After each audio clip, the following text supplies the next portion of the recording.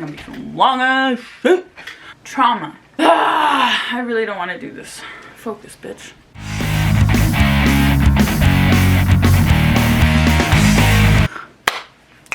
Kind of the basis of what we're gonna be talking about. Let's talk about some motherfucking trauma. Your story is gonna be different from my story. My story is gonna be a whole lot more motherfucking different from yours. You're not gonna expect what I've been through, and I am sure as hell not gonna ever expect or even just assume whatever you've been through. But I know for damn sure that my story is gonna help somebody else in the end. I once had the tools to combat all of this anxiety, all this stress, everything that was, you know, bothering me, but it's reached to a whole new fucking level, to the point where I get memories and I get flashbacks of things that had happened in my life, still processing. And as a Native American woman, we go through so fucking much, and it doesn't stop. It never fucking stops. And I'm tired of being strong. I'm tired of being happy, and I'm tired of being the positive motherfucker that I am. You know, sometimes I'm like this. Most days I'm like this. I've always tried to make jokes. I've always tried to laugh.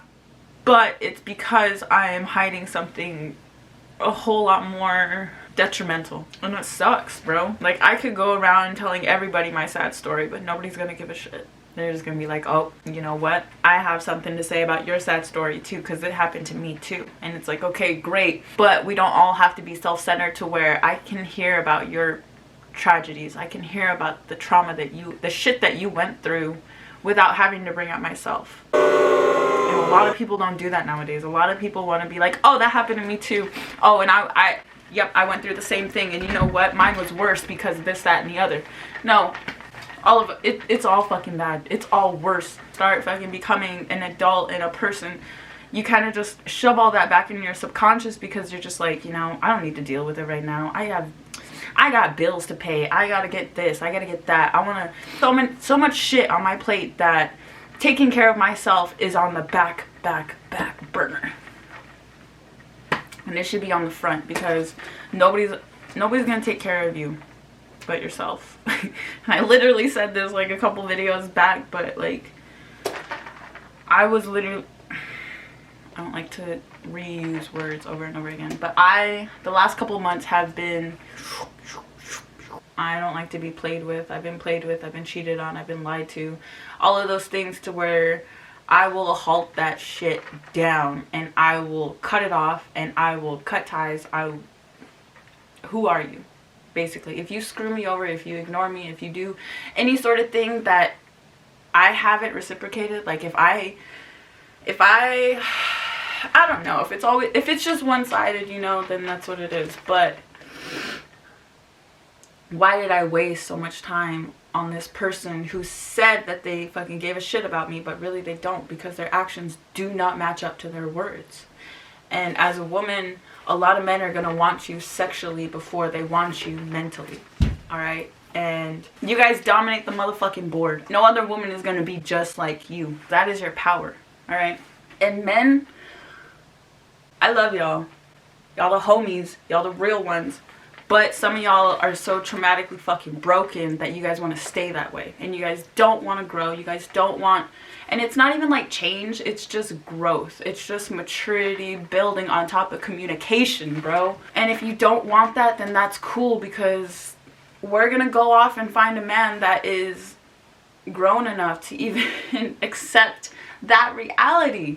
Like, hey, my woman wants better for me mentally and physically and everything else, so I'm gonna go with it because I fucking appreciate her, because I respect her, so I can save y'all from some bad decisions. All right, I was in a toxic, manipulative ass fucking relationship for 3.5 years, and before that I was a toxic, shitty person.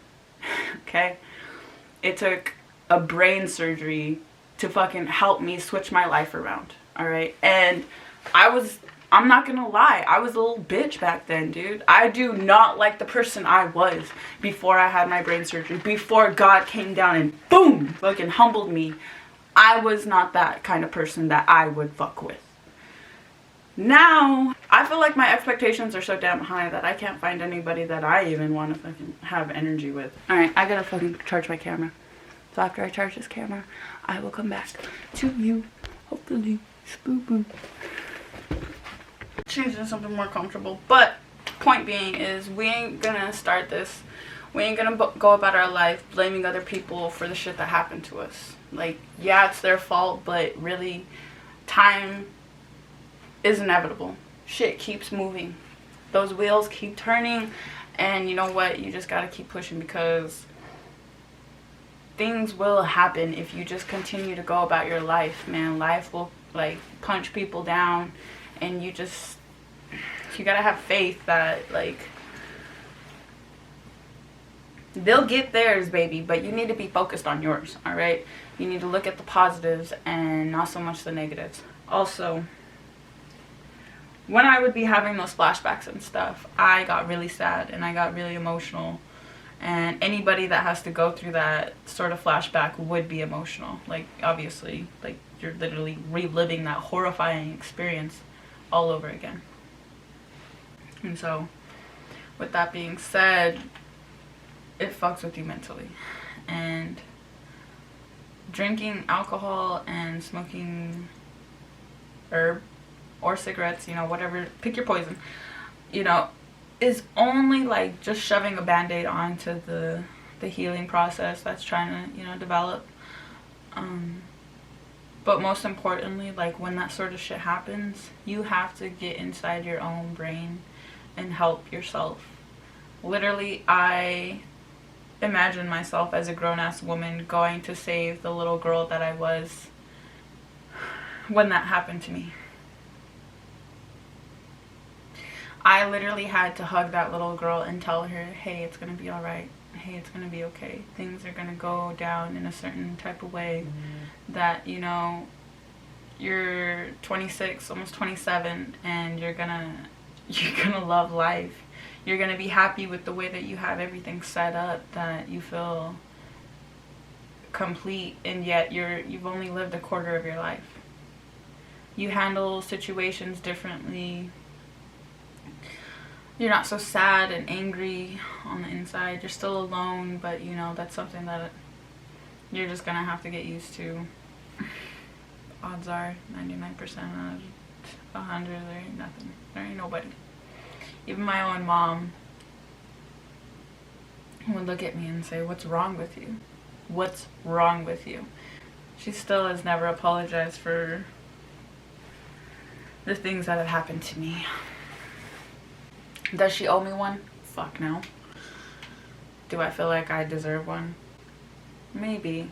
But, you know, that's me working on me. You know? And I might not ever get that, and that's okay. That's kind of the shitty ass fucking realization that I've come to. And I'm sorry for cursing, but it's true. It is a horrible, dissatisfying, ugly taste in your mouth that is always going to be there. And I'm sorry you went through that. You didn't deserve anything that happened to you. And I hope that your life gets better, and I hope that you make the chance and the choice to make everything in your life better, because it is your choice. You still have that. You still have that power. Like, I don't know about you guys, but death scares me the most. Life, like, it's all great creating it and everything, but when it ends, it's scary as fuck. For me. Okay, that's where my anxiety lays, okay? And you know what's really crazy is that something that's helped me is religion. And religion scares a lot of people, and I understand that, you know. But understanding that there is a higher power that created us, you know, gave us all our own little fingerprint. I know this isn't a funny video, and I'm sorry to get so serious, but I have to explain what's been going on the last couple of months. This depression, this sadness, this emotions that I've been going through, you know, were on purpose. And I had to go through that. I had to suffer through all of that. I had to understand what it meant to be at peace mentally, physically, verbally. Like, when I talk now, things make sense to me. When I talk, my brain isn't going faster than the way that I speak. They're at the same speed. They're in sync. And I feel like it's just because I understand things a lot more. I hope this makes sense. I hope.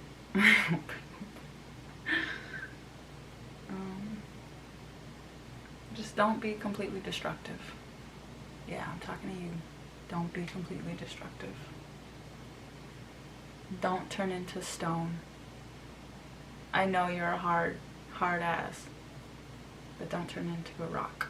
You have feelings and you need to feel them. You need to process them. You need to talk about them. Give somebody a hug. Don't give somebody a hug. Set up boundaries. And get something to eat. Take a shower. Watch a funny video. Watch a funny show. Wake up. Or go to sleep. Go to sleep after you brush your teeth. And wake up and go work out. Don't even think about it. Just wake up. I'm gonna go work out. I need to drink some water, use the restroom, get ready, and I'm out. That's it. Just make that choice. Once you get there, all right, what am I doing today? Am I trying to get my heart rate up? Am I trying to work on my muscles? Do I want my legs bigger? Do I want my arms bigger? Do I want it more toned back? Do I want, this, that, the other?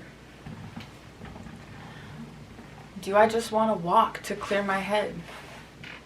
Sometimes I just go to the gym, walk, and then I leave. Sometimes I'll go do the Stairmaster, take a snapshot, and then dip. Because that's all I needed to do. There was no extra shit, Sometimes I could be at the gym for 2 to 3 hours. Easily. Like, that is my extra home. But sometimes I'm there for less than an hour. Less than 30 minutes. That's all it takes. But have a good day. Have a good night. Bye-bye.